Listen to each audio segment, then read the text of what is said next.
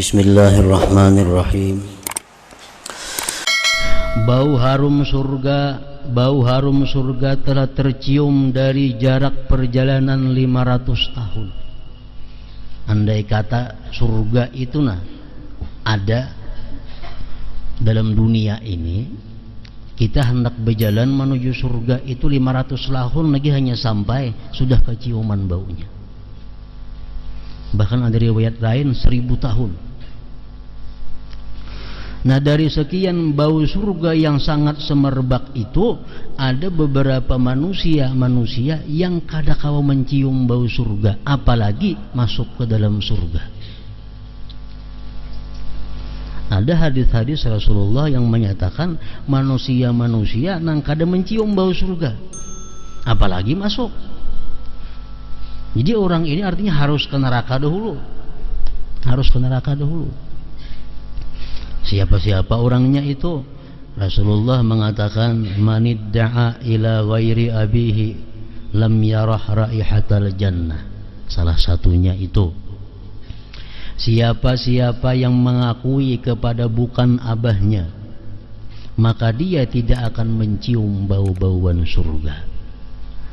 Orang yang mengakui kepada bukan abahnya kada mencium bauan surga, apalagi masuk. Si anu tu abahku, padahal kada. Aku keturunan anu, padahal kada. Nah, mengakui yang bukan dalam hal keturunan. Nah, ini bahaya. Termasuk dalam kitab Al-Kabair karangan Ibnu Hajar dikumpulkan dengan dosa-dosa yang besar. Di antaranya lagi orang yang kadang mencium bau surga, man ta'allama ilman mimma yubtagha bihi wajhullah azza wa jalla yata'allamuhu illa liyusiba bihi 'ardan minad dunya lam yajid 'arfal jannah yaumal qiyamah. Siapa belajar ilmu, siapa yang belajar ilmu yang semestinya karena Allah, dia tidak belajar ilmu itu melainkan untuk mendapatkan dunia, maka dia tidak akan mencium bau surga pada hari kiamat. Kalau kita belajar ilmu pertanian supaya nyaman kena berusaha, supaya nyaman cari duit, itu kada jadi masalah. Belajar bertukang karena nyaman bila bisa bertukang diupahi orang, lalu pegawai bekerja dapat duit, itu kada jadi masalah. Ini orang belajar ilmu agama yang mestinya karena Allah, tapi dia gunakan ilmu agama itu untuk mencapai kedudukan atau kepangkatan, untuk mencari duniawi.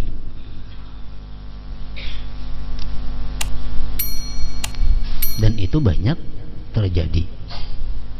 Orang menuntut ilmu agama nang mestinya karena Allah, nuntut ilmu fikih, nuntut ilmu ini, tapi tujuannya kada supaya diangkat orang kena jadi ini, nyaman jadi pekerjaan untuk mendapatkan dunia. Nah, menggunakan ilmu agama nang mestinya karena Allah digunakannya untuk kepentingan duniawi, itu termasuk nang kada mencium bau surga juga. Termasuk pula dalam hadis itu, wa iyyakum wa uquqal walidain fa inna rihal jannah yujadu min masirati alfi am wallahi la yajiduha aqun wala qati'u rahim wala syaikhun zanin wala jarrun izarahu khuyala innamal kibriya lillahi rabbil alamin.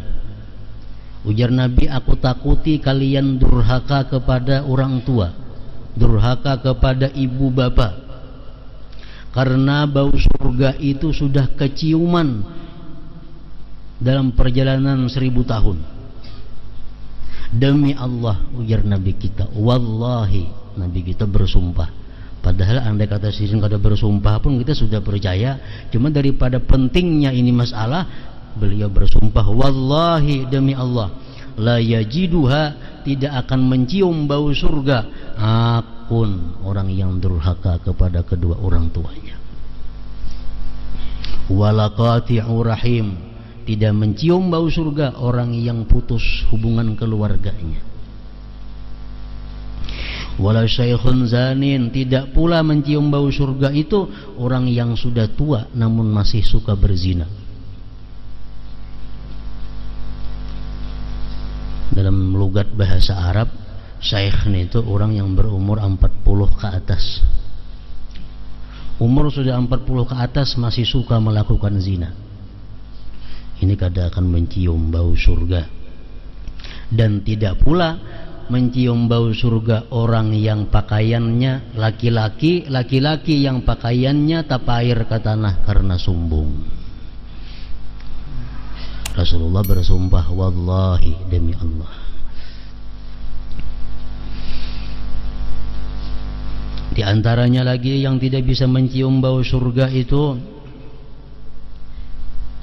sinfani min ahlin nar lam arahuma qaumun ma'ahum siyatun ka'adnabil baqar yadribuna bihan nas wa nisa'un kasiyatun 'ariyatun mumilatun ma'ilatun ru'usuhunna ka'asnimatil bukhtil ma'ilah la yadkhulunal jannah wa la yajidna rihaha wa inna rihaha la tujadu min masirati kadza wa kadza.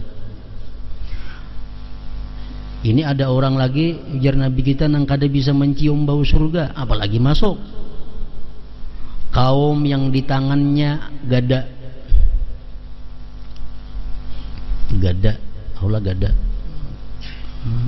kayu yang panjang esamitir gada. Nah, dia menghalau manusia dengan gada itu, memukuli orang. Biasanya ini digunakan gada-gada seperti ini oleh orang-orang yang berjalan amamal malik di depan raja-raja. Nah, biasa kan raja-raja nak liwat nih, lalu bubuhan pengawal ini langsung gada di tangan namhander ulang langsung gada mahalau. Ini raja hendak lalu. Nah, ini tuh.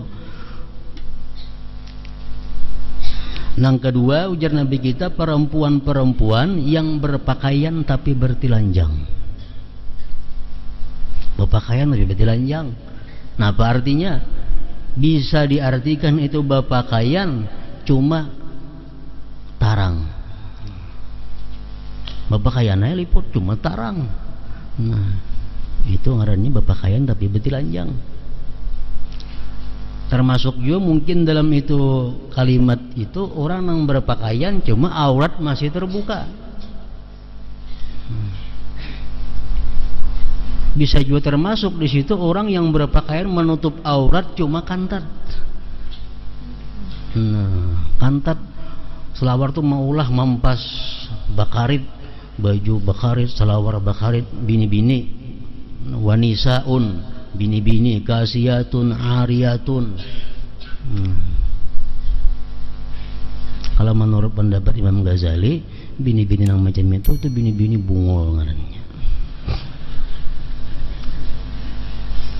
Kenapa? Karena ini melakukan maksiat. Orang yang melakukan maksiat itu kayak apapun pakaiannya baiknya, kayak apapun haratnya, tetap dikatakan dia jahalah, tetap dikatakan bodoh.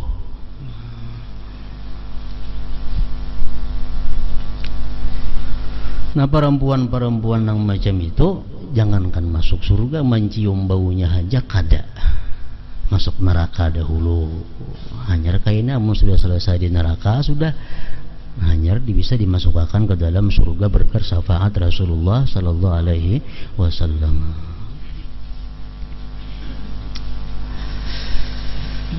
Yang lain lagi yang tidak bisa mencium bau surga kata Rasulullah, ayyuma imra'atin sa'alat zawjaha talaqaha min ghairi ba'sin fa haramun 'alaiha raihatul jannah. Perempuan-perempuan yang minta cerai kepada suaminya dengan tidak ada alasan yang bisa diterima, nah, maka dia pun haram atasnya mencium bau surga.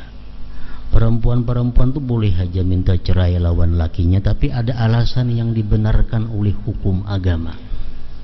Kalau ada alasan yang dibolehkan oleh hukum agama, silahkan minta cerai kepada laki. Tapi kalau ada alasan yang dibolehkan oleh agama, minta cerai kepada laki, itu haramun alai raihatul jannah, haram atasnya mencium bau-bauan surga.